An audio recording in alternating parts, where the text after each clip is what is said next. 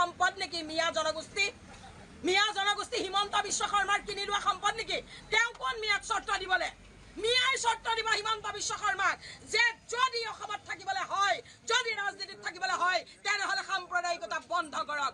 এয়া মিয়াৰ হৈ মই চৰ্ত দিছো। মিয়াক চৰ্ত দিবলৈ তেওঁৰ কোনো অধিকাৰ নাই। কোন হয় তেওঁ? হিমন্ত বিশ্ব শৰ্মাই পত্নীৰ নামত 100 বিঘাতকৈ বেছি মাটি লৈছে। হিমন্ত বিশ্ব শৰ্মাৰ পত্নীৰ কি নাই? নিউজ চেনেলৰ পৰা আদি কৰি এণ্টাৰটেইনমেণ্ট চেনেলৰ পৰা আপোনাৰ কি নাই? মুঠতে কি নাই? বামুণী মৈদামত ইণ্ডাষ্ট্ৰী আছে। তেওঁৰ ইমানখিনি বস্তু কেতিয়া হ'ল? হিমন্ত বিশ্ব শৰ্মাই নিজেই কৈছিলে বোলে আমাৰ এখন স্কুটাৰ নাছিলে, জয়ন্ত বৰুৱাৰ স্কুটাৰখন লৈ মই মোৰ ৰিণিকী ভূঞা শৰ্মাক মই শ্বিলঙলৈ সেইফালে ফুৰাবলৈ লৈ গৈছিলোঁ। তেওঁ নিজে এটা ইণ্টাৰভিউত কৈছিলে। সেই ৰিণিকী ভূঞা শৰ্মা আজি কোটি কোটি টকাৰ গৰাকী কেনেকৈ হ'ল? এইবিলাক কথা লুকুৱাই ৰাখিবলৈ এই দুনিয়াৰ প্ৰগ্ৰেমবিলাক কৰিছে আৰু আমাৰ মহিলাসকলক ব্যস্ত কৰি ৰাখিছে। আমাৰ মহিলাসকলে এতিয়া অৰুণোদয় আঁচনিৰ কেইটামান টকা পাই পাহৰি গৈছে কাইলৈ তেওঁৰ নাতি নীয়েকটো ক'ত থাকিব। এই কথা আমাৰ মহিলাসকলে কিছুমান মহিলাই পাহৰি গৈছে। হিমন্ত বিশ্ব শৰ্মাই মহিলাসকলক এনেকুৱা কৰি পেলাইছে ইটোৰ পিছত সিটো প্ৰগ্ৰেম দি যে মিঠাতেলৰ দাম পাহৰি গৈছে। এতিয়া অৰুণোদয় আঁচনি সকলো মহিলাই নাই পোৱা। চাউল পায়, ৰেচনৰ নামত মাত্ৰ কেইটামান চাউল পায়, কেতিয়াবা 2 কেজি আটা পায়, তাৰ বাদে একো নাপায়। হিমন্ত বিশ্ব শৰ্মাই অসমত মৰাপাট, অসমত আপোনাৰ মেটেকা আছে, দ্বীপৰ বিলত মেটেকা আছে, অন্য ঠাইত মেটেকা আছে, মৈৰাবাৰী এই অঞ্চলত মেটেকা আছে। মেটেকাৰ কেলে এটা ইণ্ডাষ্ট্ৰী নবনায়? এটা মেটেকাৰ ইণ্ডাষ্ট্ৰী বনালে অসমীয়া কিমান ল'ৰাই চাকৰি পাব? মেটেকাৰ পৰা কিমান বেগ বনাব পাৰি, কাৰ্পেট বনাব পাৰি, এইবিলাকত ধ্যান নাই। খালি দিহা নামৰ ৱৰ্ল্ড ৰেকৰ্ড কৰিব, বিহুৰ ৱৰ্ল্ড ৰেকৰ্ড কৰিব। এইবিলাক কৰি কৰি হিমন্ত বিশ্ব শৰ্মাই অসমীয়া জাতিটোক শেষ কৰি পেলালে। মিয়াৰ ভয় খুৱাই খুৱাই অসমীয়া জাতিটোক হিমন্ত বিশ্ব শৰ্মাই শেষ কৰি পেলালে। এনেকুৱা হৈছে, প্ৰথম কথা হ'ল অসমৰ মুখ্যমন্ত্ৰীৰ পত্নীয়ে এতিয়ালৈকে আমি কোৱা হিচাপ মতে 100 বিঘাতকৈও বেছি মাটি তেওঁ নিজৰ নামত ল'লে। 10 কোটি টকা ৰাজ সাহায্য ল'লে অসমৰ মুখ্যমন্ত্ৰীৰ পত্নীয়ে। আটাইতকৈ ডাঙৰ কথা, এতিয়া মই আপোনালোকক আজি কেইটামান নতুন কথা ক'ম। ইতিমধ্যে আগৰ সংবাদ মাধ্যমত মই কোৱা নাই, আজি নতুন কথা কেইটামান ক'ম। আপুনি যদি ভালকৈ ইনভেষ্টিগেশ্যন কৰে তেতিয়াহ'লে দেখিব যে অসমৰ যিটো এৰী ইণ্ডাষ্ট্ৰী, আপোনালোকে কথাখিনি অলপমান ফ'কাছ কৰিব। এইখিনি ফ'কাছ কৰাটো দৰকাৰ। এৰী সূতা আছিলে, আমি সকলোৱে জানো। আমাৰ ককা দেউতাহঁতে এৰী চাদৰ গাত লৈছিলে, আপোনালোকৰ ককা দেউতাহঁতেও চাগে লৈছিলে এৰী চাদৰ। এৰী হ'ল অসমৰ সম্পদ এটা। এই এৰী ইণ্ডাষ্ট্ৰীটো এতিয়া কিন্তু মাৰোৱাৰীৰ হাতত। এৰী ইণ্ডাষ্ট্ৰীটো মাৰোৱাৰীৰ হাতত। আৰু যিটো অসমৰ শুৱালকুছিৰ পাট আৰু মুগা, সেইটো কিন্তু মাৰোৱাৰী আৰু গুজৰাটীৰ হাতত।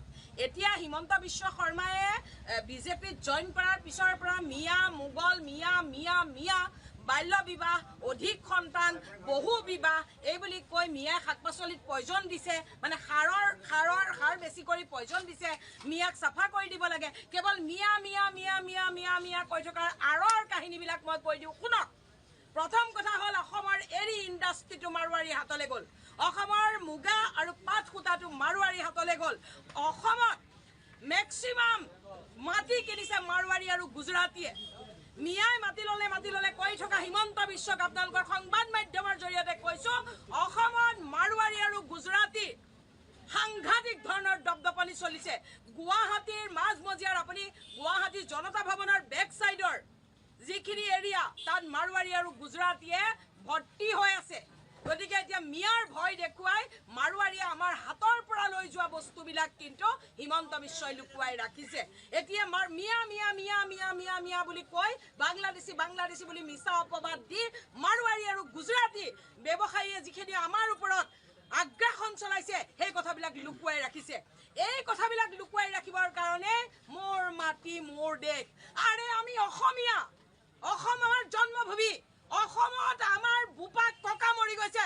এতিয়া হিমন্ত বিশ্বই ক'ব নেকি যে এইখন মোৰ মাটি, এয়া মোৰ দেশ? হিমন্ত বিশ্বই ক'ব নেকি? আমাৰ ইয়াত পিৰি মৰি গৈছে, আমাৰ ককা দেউতা আজু ককা মৰি গৈছে ইয়াত। এতিয়া হিমন্তই শিকাব নেকি আমাক যে এইখন আমাৰ দেশ আৰু এয়া আমাৰ মাটি? আমি হিমন্তৰ পৰা শিক্ষা ল'বলৈ আছে নেকি?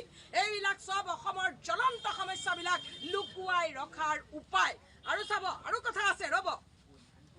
স্কুলবিলাক হিমন্ত বিশ্ব শৰ্মাই বন্ধ কৰি পেলাব। কেনেকৈ পেলাব মই কৈ দিওঁ, শুনক। স্কুলৰ ল'ৰা ছোৱালীক এতিয়া মোৰ মাটি মোৰ দেশ বুলি কলহ এটা দি প্ৰচেছন কৰাইছে। স্কুলৰ সৰু সৰু বাচ্চাবিলাকৰ কাম কি? পঢ়া নে মোৰ মাটি মোৰ দেশ বুলি কলহ লৈ ঘূৰি ফুৰা? যদি পঢ়িব নোৱাৰে পাব চাকৰি বাকৰি সংস্থাপন ক'ত পাব সংস্থাপন নাথাকিলে টকা নাথাকিলে মোৰ মাটি হৈ থাকিব নে মাৰোৱাৰীৰ মাটি হৈ থাকিব মোৰ মাটি হৈ থাকিব নে গুজৰাটীৰ মাটি হৈ থাকিব অসমীয়া স্কুলৰ ল'ৰা ছোৱালীবিলাকৰ জীৱন হিমন্ত বিশ্ব শৰ্মাই শেষ কৰি পেলাইছে এতিয়া আৰু অলপ দিনৰ পিছত কোনো শিক্ষকৰ চাকৰি নাথাকিব তাৰ কাৰণটো কি শুনক অসমীয়া স্কুলৰ ল'ৰা ছোৱালীক আজি বোলে সংঘৰ্ষ দিৱস কি সংকল্প দিৱস কাইলৈ বোলে অহিংস দিৱস পৰহিলে বোলে মোৰ মাটি মোৰ দেশ এনেকে দুনিয়াৰ প্ৰগ্ৰেমত ব্যস্ত ৰাখিছে শিক্ষকসকলে ইয়াৰ ফটো দিব লাগিব সেলফি দিব লাগিব শিক্ষকসকলক পঢ়াবলৈ দিয়া নাই যেতিয়া ৰিজাল্ট দিব তেতিয়া কি ক'ব তোমালোকৰ স্কুলৰ ল'ৰা ছোৱালীয়ে ফেল কৰিলে তোমালোকৰ ল'ৰা ছোৱালী পঢ়াব নাজানা তোমালোকৰ কাৰণে ল'ৰা ছোৱালীয়ে ভাল ৰিজাল্ট কৰিব নোৱাৰিলে গতিকে তোমালোকৰ চাকৰি নাই স্কুল বন্ধ এইবিলাক অসমীয়া স্কুলক বন্ধ কৰি পেলাবলৈ হিমন্ত বিশ্বই দুনিয়াৰ প্ৰগ্ৰেমবিলাক স্কুলবিলাকত দি দিছে আৰু এইবিলাক টিচাৰে কেতিয়া ল'ৰা ছোৱালী পঢ়াব কেতিয়া প্ৰগ্ৰেম কৰিব